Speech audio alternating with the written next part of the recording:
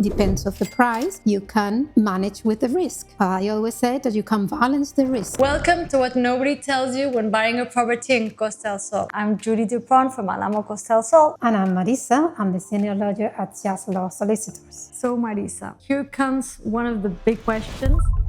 What documents do you really need before having the reservation contract signed? First thing is the nota simple. It's just the general information that about the property in the land registry.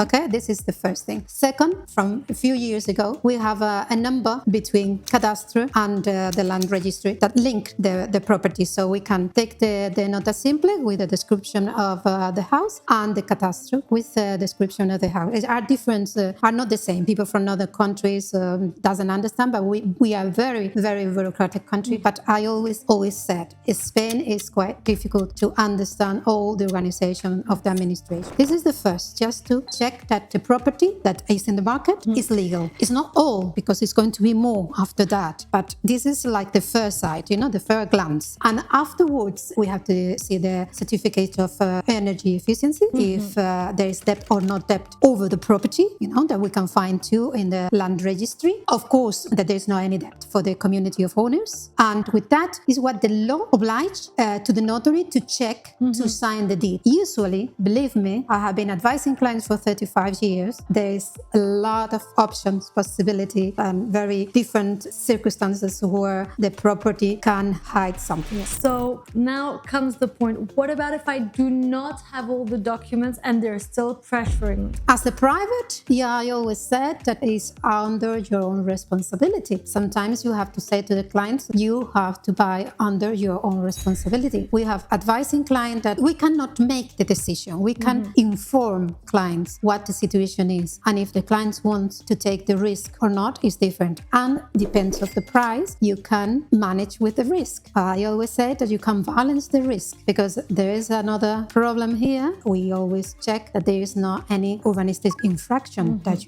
we have many on the coast. And of course, we can, as a lawyer, we can manage with that, and we can legalize almost everything if it's not against the law, of course. But it's a question of balance the price of the property and the price to legalize. And sometimes it's a question of negotiation of the price too. But where there's a problem, there's always a solution, isn't there? Of course. So only if it's legal. If it's not legal, logically, what I'm trying to say is that if ever you have a good reservation contract, even though you sign, you can be protected. But we're going to talk about how the reservation is prepared in our next video.